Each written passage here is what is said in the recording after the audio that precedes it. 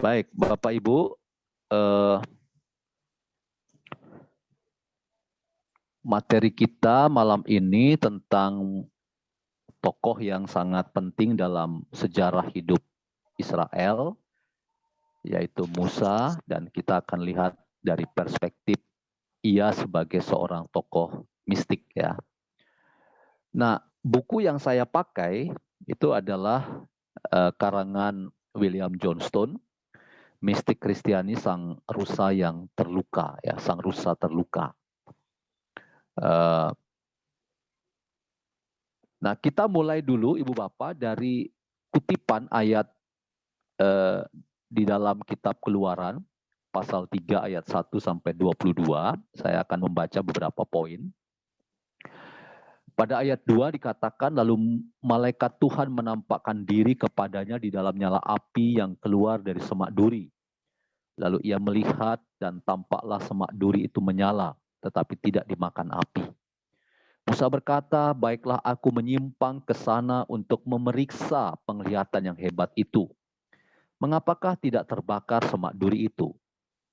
Ketika dilihat Tuhan bahwa Musa menyimpang untuk memeriksanya, berserulah Allah dari tengah-tengah semak duri itu kepadanya. Musa, Musa, dan ia menjawab, ya Allah. Lalu ia berfirman, janganlah datang dekat-dekat, tanggalkanlah kasutmu dari kakimu, sebab tempat di mana engkau berdiri itu adalah tanah yang kudus. Lalu pindah ke ayat 11. Tetapi Musa berkata kepada Allah, siapakah aku ini? Maka aku yang akan menghadap Firaun dan membawa orang Israel keluar dari Mesir. Lalu firman-Nya, bukankah aku akan menyertai engkau? Inilah tanda bagimu bahwa aku akan mengutus engkau. Apabila engkau telah membawa bangsa itu keluar dari Mesir, maka kamu akan beribadah kepada Allah di gunung ini. Lalu Musa berkata kepada Allah, tetapi apabila aku mendapatkan orang Israel dan berkata kepada mereka, Allah nenek moyangmu telah mengutus aku kepadamu. Dan mereka bertanya kepadaku, bagaimana tentang namanya? Apakah yang harus kujawab kepada mereka? Firman Allah kepada Musa, aku adalah aku. Lagi firman-Nya, beginilah kau katakan kepada orang Israel itu, akulah aku telah mengutus aku kepadamu. Nah, dari sini Ibu Bapak, kita bisa mulai dengan beberapa catatan ya.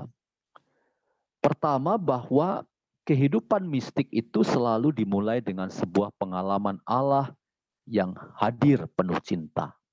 Jadi pengalaman Allah yang hadir penuh cinta dalam hidup manusia. Ini juga pengalaman Musa yang mendapat penampakan dari malaikat Tuhan di tengah nyala api. Tuhan hadir, inilah Allah yang transenden, tetapi ia bukan jauh, ya. Ia Allah yang dekat, karena itu ia disebut sebagai imanen. Karena itu Musa melepaskan sandalnya, karena tanah itu suci, ya, tanah di mana ia menginjakkan kakinya itu adalah tanah yang suci karena ada kehadiran Allah. Bahkan pada ayat yang ke-6 dikatakan di sana, lalu Musa menutupi mukanya karena ia takut memandang Allah, ya. Jadi tidak ada manusia yang tahan melihat wajah Allah, ya. Karena itu Musa pun menutupi mukanya. Nah, kita bisa bayangkan seperti ini, Bapak Ibu ya, penggambaran dari pengalaman spiritual Musa ini, ya. Nah, Ibu Bapak, ada seorang yang bernama Rudolf Otto, ya, seorang ahli sosiologi agama. Ia kemudian membuat teori dari pengalaman Musa yang seperti itu. Ia mengatakan bahwa pengalaman spiritual, pengalaman misteri Allah itu yang melahirkan agama itu sebetulnya bisa dirumuskan sebagai pengalaman tentang mysterium tremendum et fascinosum, ya. Jadi tremendum itu artinya menggetarkan, menakutkan, sementara fascinosum itu artinya mengagumkan. ya, karena indah, ya.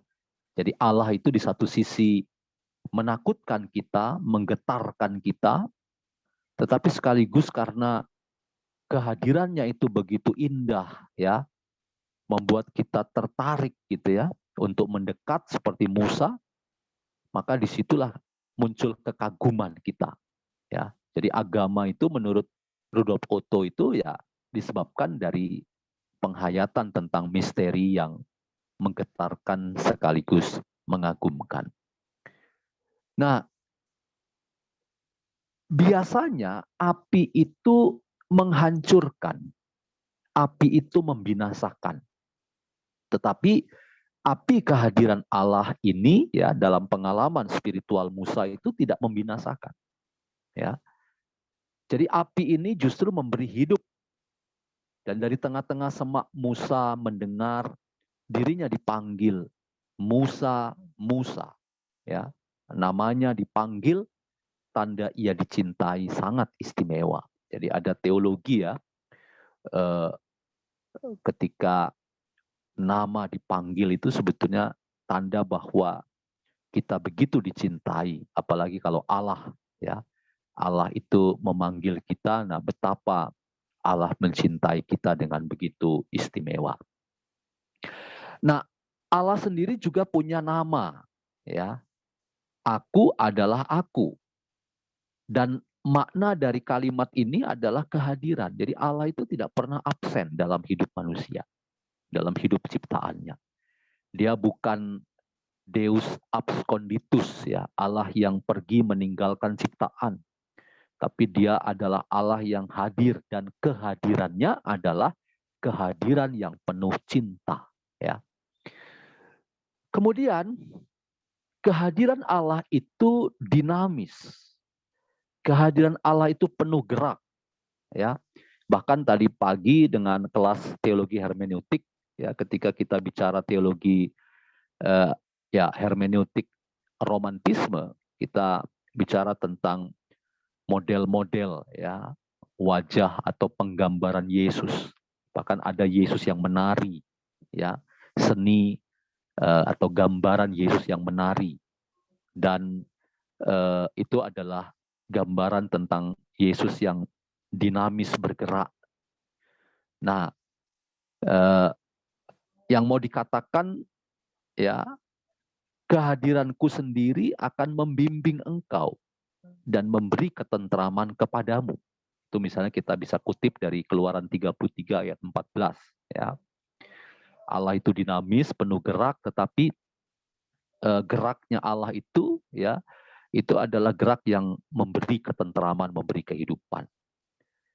Nah, bahkan di bagian yang lain, kehadiran Allah itu memimpin umat, ya, umat yang takut kalau gelap di malam hari, umat juga kepanasan di siang hari, maka kehadiran Allah itu memimpin, memberikan naungan, ya, sehingga umat merasa aman, terlindungi dalam dekapan kasih Allah. Kehadiran Allah itu juga memberi keberanian, kekuatan, bahkan kuasa, ya. Kita bisa lihat beberapa bagian dari Keluaran 3 ayat 12.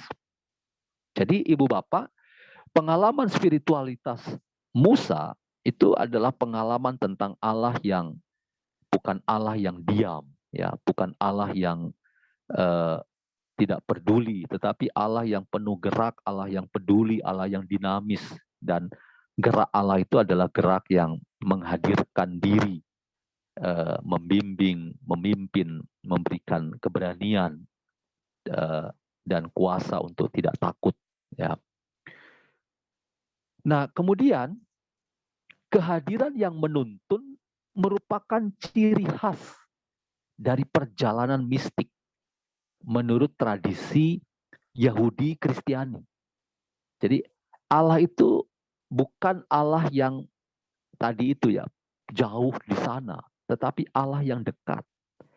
Justru Allah yang dekat itu adalah bagian dari ciri khas pengalaman mistik.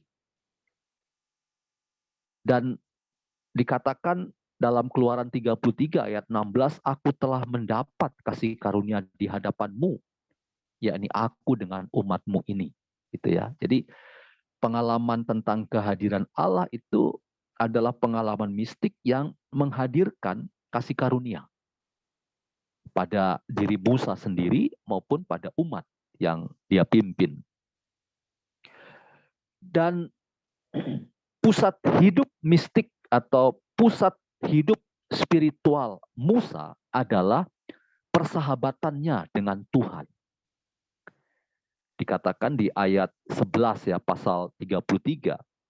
Dan Tuhan berbicara kepada Musa dengan berhadapan muka, seperti seorang berbicara kepada sahabatnya. Dan digunakan di sana kata Ibrani itu panei. Panei itu wajah. Jadi ada tradisi yang mengatakan bahwa Musa memang melihat wajah Allah gitu ya, berhadapan muka dengan muka. Dia dikecualikan. Padahal ada teologi dalam pemahaman umat Yahudi bahwa tidak ada seorang pun yang bisa tahan, ya, tidak ada seorang pun yang bisa tahan melihat wajah Allah gitu ya. Tapi Musa dikecualikan. Musa selalu mendahului ucapan-ucapannya dengan berkata, jika aku berkenan di hadapanmu, ya. Jadi kata ini penting sekali Bapak Ibu untuk memperlihatkan relasi yang penuh dengan kerendahan hati, beroleh ya perkenanan kasih karunia. Ya, saya kira ini bisa menjadi juga perilaku iman kita ya, bahwa kita selalu ingin rindu mendapatkan perkenanan Tuhan. Nah, kemudian kehidupan mistik dapat digambarkan sebagai sebuah persahabatan. Ya, misalnya Santa Teresa ya, di dalam buku yang tadi saya sudah tunjukkan di awal itu, dia berkata misalnya doa itu tidak lain daripada persahabatan mesra. Kerap berbicara dari hati ke hati dengan dia yang kita ketahui cintanya. Ya, jadi ini sebetulnya Ibu Bapak bukan sesuatu yang aneh ya, karena misalnya ketika Calvin berkata ora et labora, ya, ketika Calvin bicara tentang doa itu adalah nafas hidup, ya, maka Calvin sebetulnya juga membayangkan bahwa Allah itu Allah yang dekat, ya, Allah itu bukan jauh di sana. Kan sahabat itu kan selalu dekat dengan orang yang menjadi sahabatnya, ya. Dan pengalaman mistik itu menunjukkan ya, baik Santa Teresa maupun Johannes Calvin tentang persahabatan yang mesra. Bahkan sampai orang merasa saking dekatnya itu seperti orang sedang menghirup udara, ya, menghirup O2 ya, oksigen, ya, dan menghirup udara atau oksigen itu sama dengan merasakan bahwa sahabatnya itu masuk ke dalam hidupnya, ya. Jadi oksigen itu seperti Allah yang memberikan kehidupan, dan itu sama dengan kita menyatu dengan sahabat kita, yaitu Tuhan sendiri. Nah, pertanyaannya adalah, apakah Musa melihat Tuhan? Apakah ia mencapai visio beatifika, melihat yang maha indah? Ya, tadi yang fascinosum tadi itu. Apakah Musa itu melihat yang maha indah, yaitu Allah sendiri? Ini pertanyaan penting. Nah, kalau berdasarkan kitab Keluaran, Ibu Bapak, Musa tidak melihat Tuhan. Walaupun tadi dikatakan di kutipan ayatnya itu, Musa berhadapan muka dengan muka dan dia dikecualikan. Ya, tetapi di bagian Keluaran yang lain, memang Musa berharap dalam doanya melihat Tuhan, tetapi dijawab dengan tegas ya bahwa itu tidak mungkin gitu ya, karena tidak ada seorang pun yang hidup setelah melihat Tuhan. Ya, Tuhan itu kudus, suci, manusia tidak kudus, tidak suci, dan tidak ada manusia yang bisa tahan. Ya. Namun tradisi lain, Ibu Bapak, mengatakan bahwa Musa mengalami visio beatifika tentang Tuhan berdasarkan Bilangan 12 ayat 6 sampai 8. Jadi ada dua tradisi, sama-sama kitab Musa ya.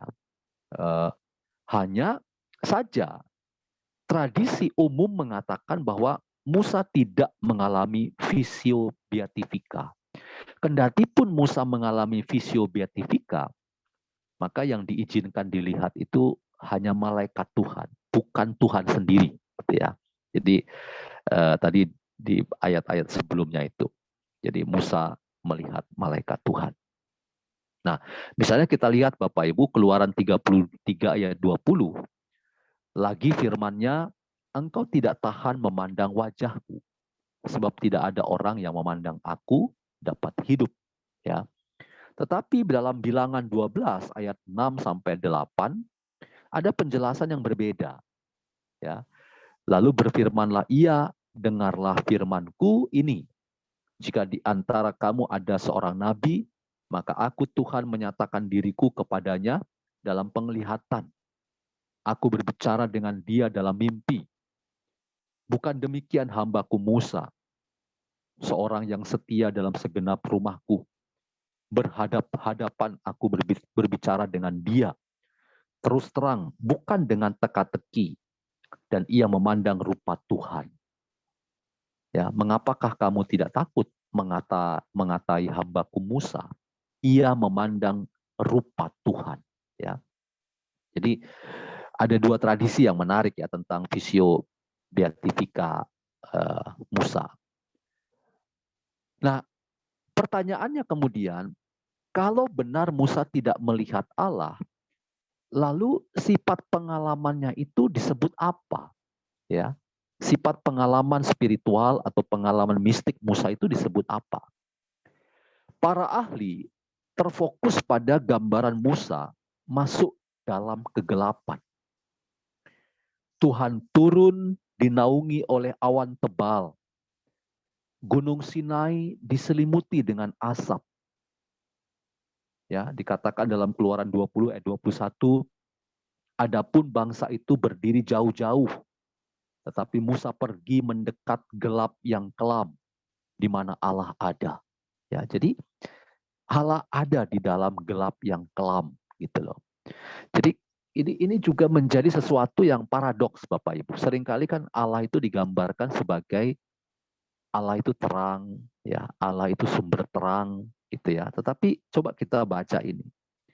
Allah justru ada di dalam kegelapan gitu ya. Jadi ini menjadi paradoks yang merupakan ciri khas dari bahasa mistik, bahasa spiritual. Ya, dan kita akan lihat ya, di slide berikutnya. Nah, seorang tokoh gereja namanya Gregorius dari Nisa mengatakan tentang Musa yang masuk dalam kegelapan kelam itu sebagai inilah pengetahuan sejati yang ia cari. Inilah penglihatan yang isinya tidak melihat. Sebab apa yang dicari itu mengatasi segala pengetahuan. Ya. Jadi penglihatan yang isinya tidak melihat. Karena mengatasi segala pengetahuan. Jadi inilah yang tadi pagi di kelas teologi hermeneutik sempat saya sebut sebagai intuisi. Jadi kita tidak cukup melihat gitu ya. Tetapi juga harus merasakan. Jadi kadang-kadang pengalaman spiritual, pengalaman rohani, pengalaman iman itu tidak harus pakai penglihatan secara kasat mata, secara langsung begitu ya, dengan mata kepala sendiri. Tetapi kadang-kadang kita justru tidak dianjurkan melihat, tetapi merasakan.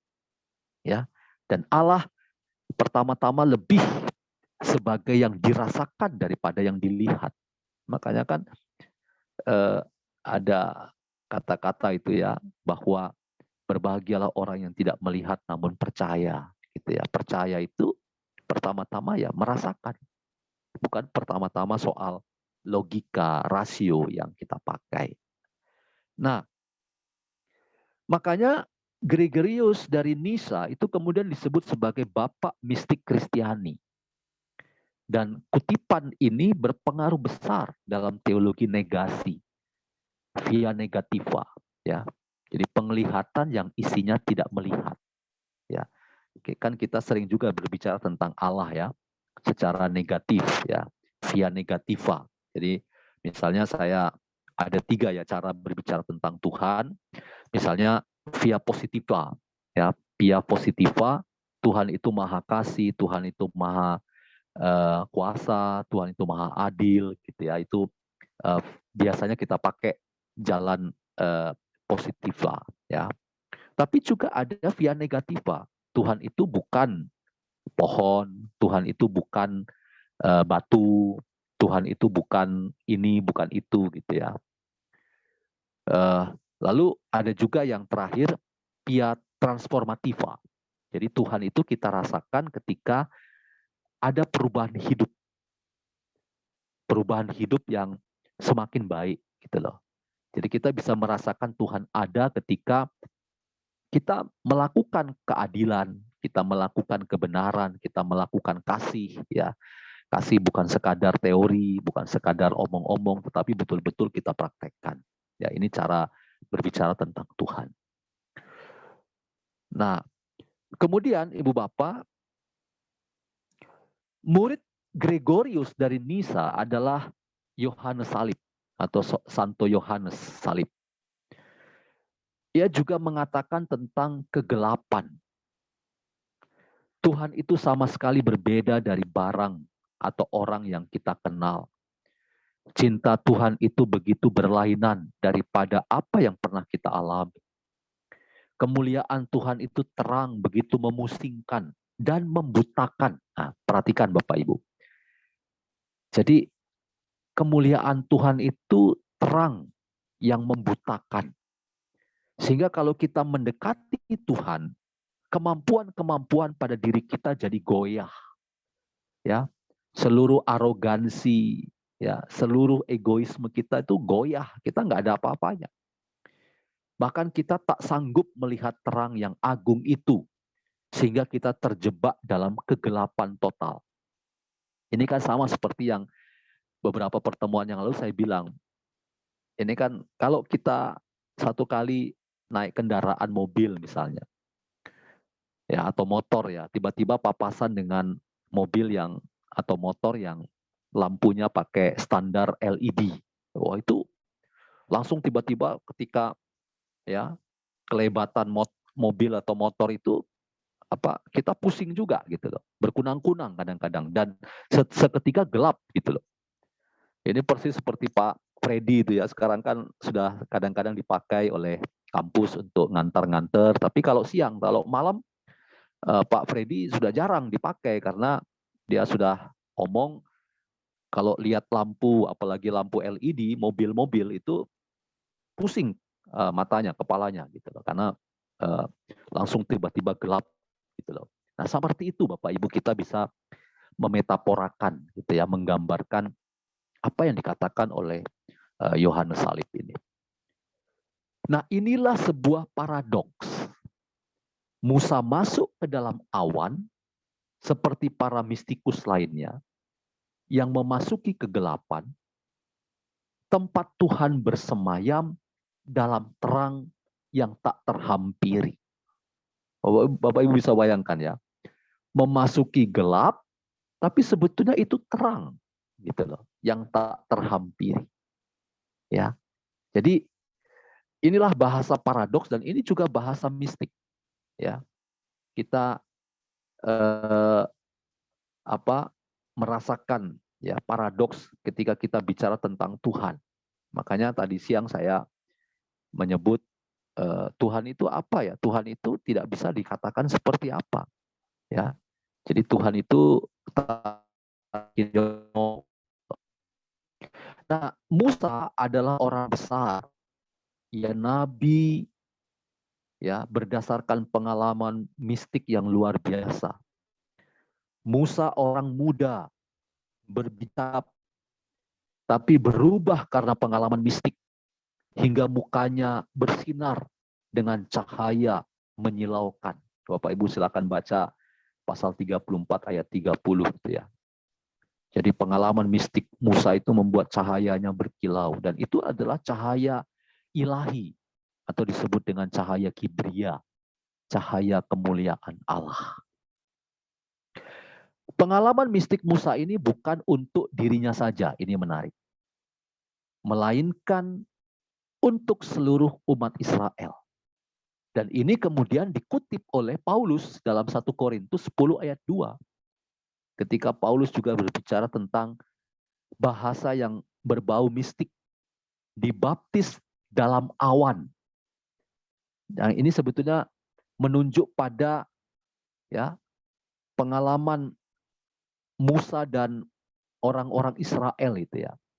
Yang dikatakan di sana, untuk menjadi pengikut Musa, mereka semua telah dibaptis dalam awan dan dalam laut. Ya, awan yang gelap, tempat Allah bersemayam, tapi juga dalam laut yang laut yang juga berisikan tentang lautan yang teduh gitu ya, laut yang gelap gitu loh, yang dalam gitu loh. Nah, mistik pada akhirnya tidak individual, melainkan sosial melalui keterarahan pada kepentingan bersama. Jadi ini refleksi ya. Jadi pengalaman mistik Musa itu bukan eksklusif untuk dirinya sendiri, tetapi juga bicara tentang bagaimana umat Israel yang dia pimpin gitu loh. Ya, yang kemudian mendapatkan 10 perintah Tuhan gitu ya. Perintah Tuhan itu diterima Musa ketika Musa naik ke Gunung Sinai dan memasuki kegelapan tempat Allah bersemayam. Ya, jadi mistik itu tidak individual melainkan sosial karena ia punya dampak dalam hidup bersama orang lain di sekitar kita.